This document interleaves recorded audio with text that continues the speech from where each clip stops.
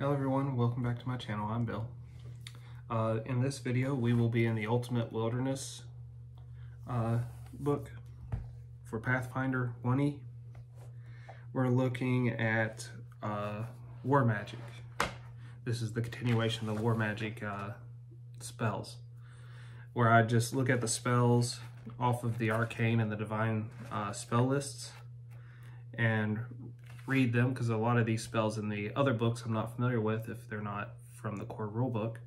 And we'll go and look to see what spells could be utilized possibly in magical items or one-use items of some sort to give an advantage on a medieval style battlefield or a siege or whatnot.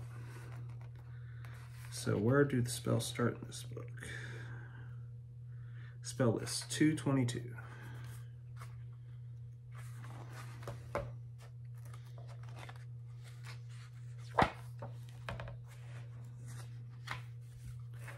And this episode today is going to be the arcane list. So we're looking at sorcerers and wizard spells. And we're going up to 6th level. So there's only one first level spell, and that's Snowball. Throw a conjured ball of snow at target. Let's see if that does any damage. If I had to say offhand as a game master, I'd say no, but I could be very wrong about that.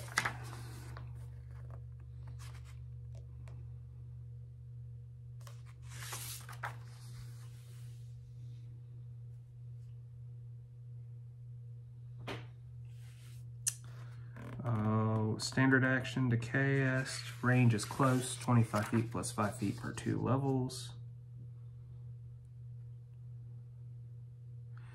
1 ball of ice and snow.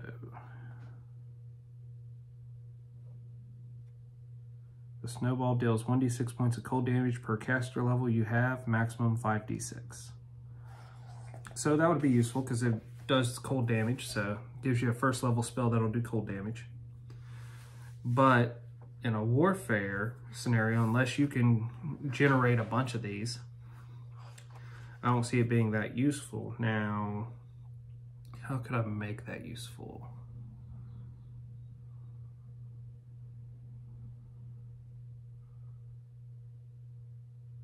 Well, you could take a glove, give it the one use of this ability, and once they've thrown the snowball, the glove becomes inert or disintegrates. And then you just give it to your guys that are 2nd, 3rd, 4th row back from the front of the shield wall. Now they can lob these snowballs that deal cold damage to the enemy. So that's how I could make that useful in a battlefield situation.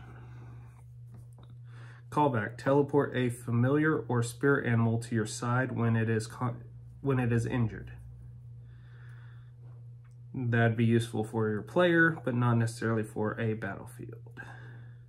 Green sight. Grant a target the ability to see through plant matter as if it were transparent. That'd be great when you're hiding and waiting for ambush. Give a bunch of goggles or lenses that they can put in front of their eyes that have that ability, that once they say the command word or rub the rune to activate it, it lasts for its duration and then it's useless. The reason why I'm emphasizing the one-use items is those are cheaper to make than the continual use items that your players are going to want to own. Merge with familiar. Merge the body of your familiar or your spirit animal into your own. That'd be good for protecting it, but in a warfare scenario, doesn't benefit a battlefield. Pouncing Fury. Make a full attack with your claws after a charge. That's interesting. Full attacks are always interesting. If you could get that on a monk, that'd be even more impressive.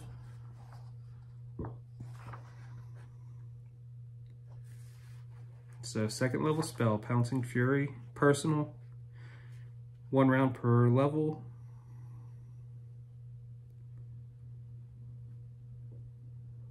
but only with claw attacks you have.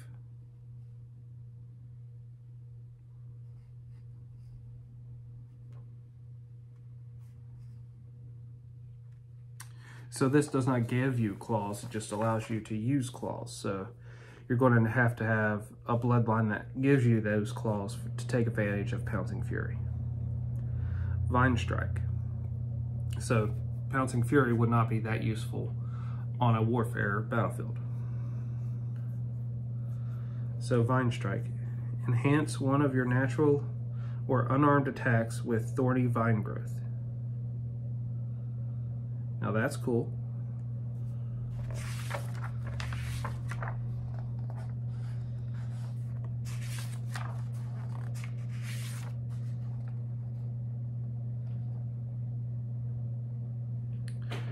Vine Strike.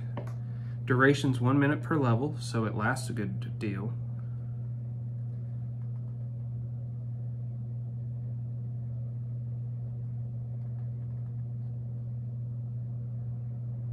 So, bristles burst from your body, lodging into your opponent and blossoming into entangling vines as you pummel your target.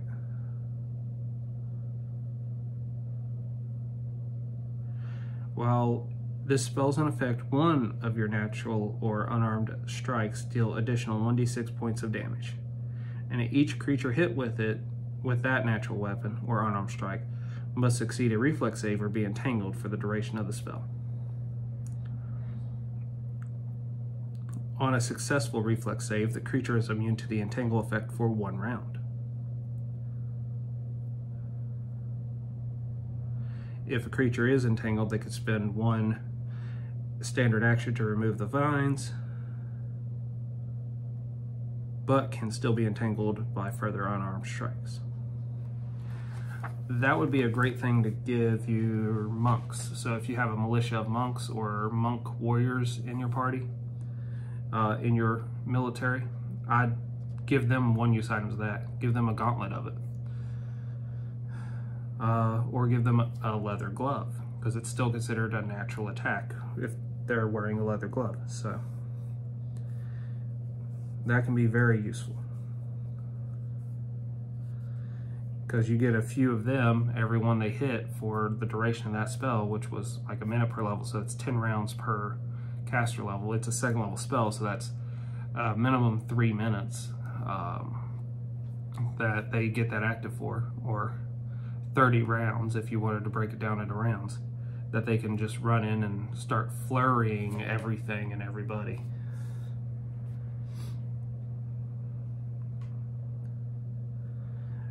With the wind. Protect a target from being blown away by wind of less than windstorm force. I'm not sure in a military situation you'd have a lot of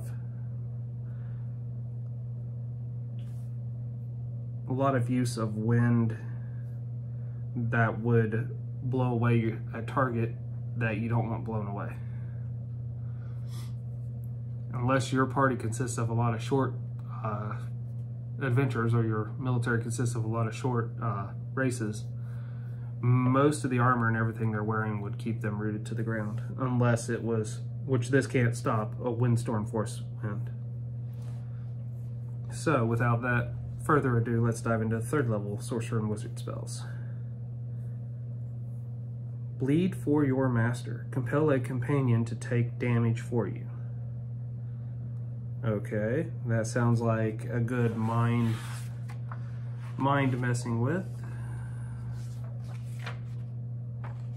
Oh, it's right here. Okay. It's immediate action. Targets an animal companion, a familiar, or a fiendish servant.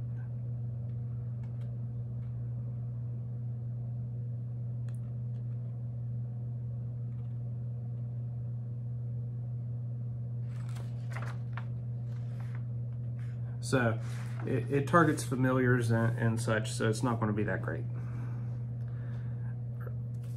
for a warfare situation. It's probably a great spell if you were just adventurers. Earth Tremor. Unleash a tremor that creates difficult terrain and can knock foes down and damage them. I need to see the area of effect, but that is definitely a useful spell. Anything that changes the battlefield's structure would definitely be useful in a warfare. Range up to 30 feet. Area 30-foot line, 20-foot cone-shaped spread, or 10-foot radius spread. So all of those are useful. You strike the ground and unleash a tremor of seismic force, hurling up earth, rock, and sand. You choose whether the earth tremor affects a 30-foot line, a 20-foot cone-shaped spread, or a 10-foot radius spread centered on you. The space you occupy is not affected by the earth tremor. The area you choose becomes dense rubble that costs 2 squares of movement to enter. Dense rubble adds 5 to the DC of acrobatics check and 2 to the DC of stealth checks. Creatures on the ground in the area take 1d4 points of bludgeoning damage per caster level, maximum 10d4, or half damage on a successful save. If a medium or smaller creature fails their save, they're knocked prone.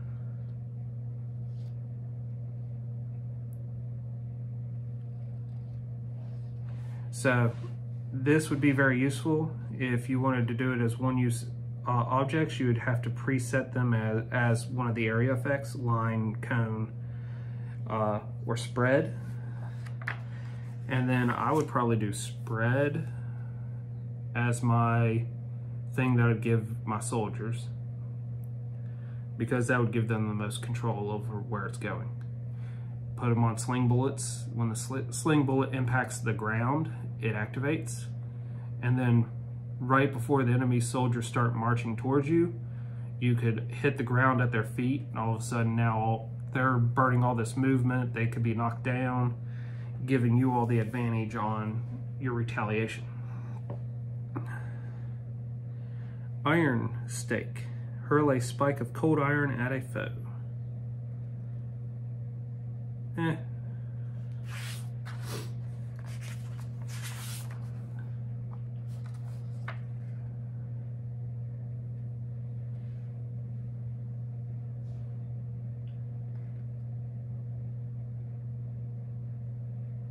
It's a ranged touch attack, so okay, that's a lot better than what it sounded. It's considered magic and cold iron for overcoming DR, and deals 1d6 points of piercing damage for every 2 caster levels, maximum 10d6 at 20th level.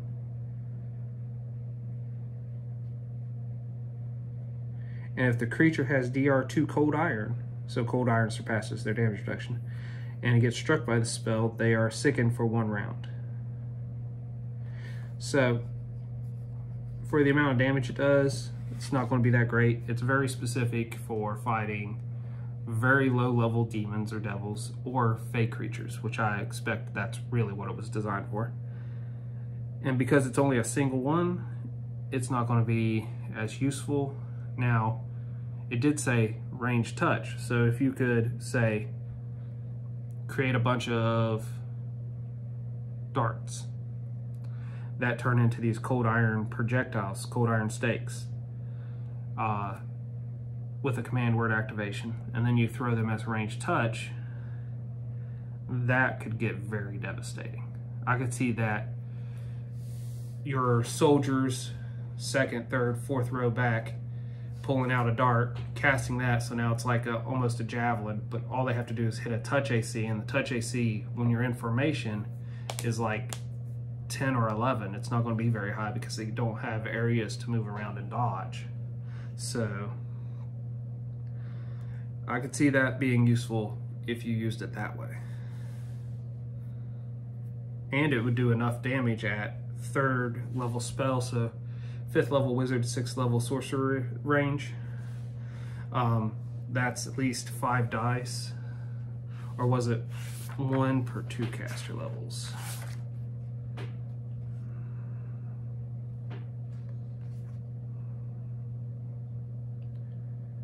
One per 2 caster levels, so 2. It'd be 2 or 3 dice damage, depending on if a wizard or sorcerer made it at their minimum casting level. So at least 2 dice damage, so 2d6, so it's doing a great sword as a touch attack to somebody that's not even necessarily butt up against the shield wall yet.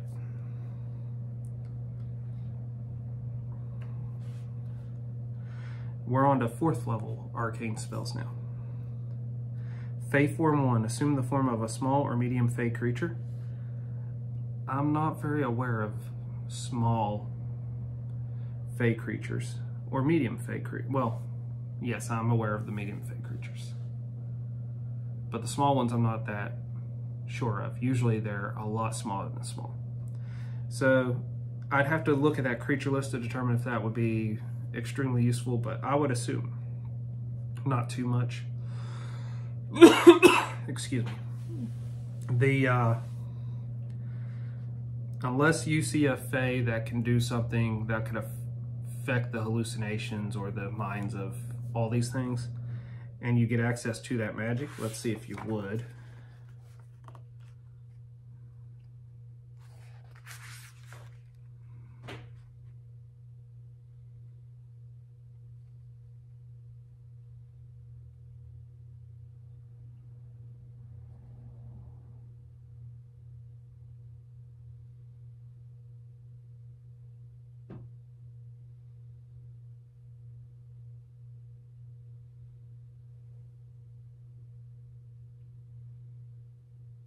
You can more easily cast spells that the creature has as spell-like abilities, although you must still cast them as normal for your class.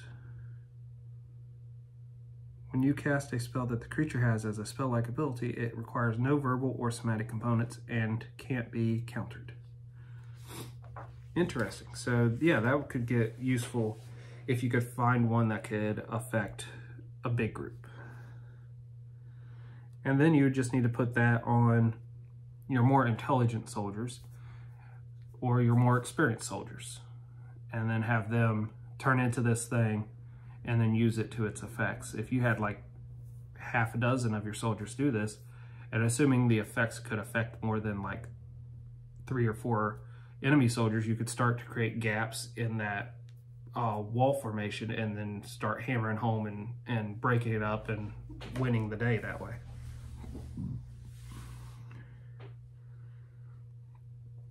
Tail current. Create a current in the water to enhance or impede swimming. That'll be useful if your soldiers have to cross a river or lake or whatever, but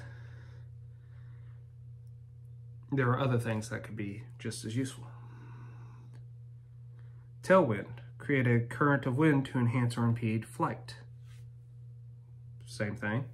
Unless you're in a battle that's using a lot of flying creatures, I don't see that being that useful.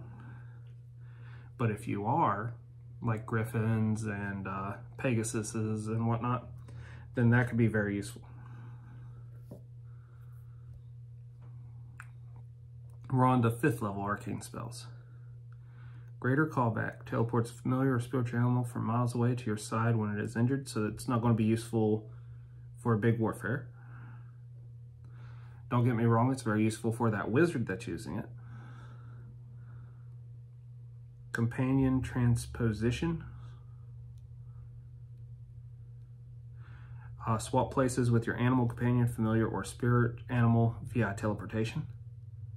That is going to be useful because you could have your animal companion sneak into the enemy's encampment, a fortress, whatever, and find a room for you, or put you right in front of the big bad guy, and you could just swap positions with teleport. Though, being a wizard, usually you have squishy hit points, so you might not want to fight the big bad by yourself. Ooze Form 1. Assume the form of a small or medium ooze creature. You get that on a few of your soldiers, and you can really see them mess with the enemy's forces. So I can see that being very useful. Shape Changer's Gift. Temporarily change a target into an animal, humanoid, or monstrous humanoid. That can be useful if there's no size limit. Well, it's a 5th level spell, so there might not be much of a size limit. Have your soldiers turn into bears and just start devastating the enemy. So give like a dozen potions out where they have ooze form, or a dozen potions where they have shape changer's gift, and it's pre-programmed as a bear. So they drink that and then they turn into a bear, and then they start mauling or bashing away the shield wall. So now we're on to 6th level arcane spells. Fey Form 2. Assume the form of a tiny or large Fey creature. I'm not very familiar with large Fey, but tiny's approaching my wheelhouse. Pixie or whatnot is more of the tiny and diminutive. So turn into one of those where you gain invisibility. Now you're talking. Now it's starting to make a lot of sense.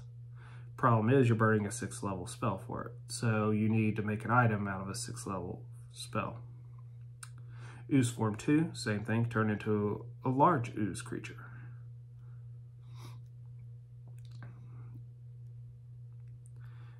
Turn into, not saying gelatinous cube by itself fits this yet, but if it does, turn into a gelatinous cube and just start mowing down the enemy's forces. All you have to do is really sit on the beginning of that shield wall, and the rest of them, their morale's going to break because they're going to watch their allies being disintegrated in front of them inside this ooze.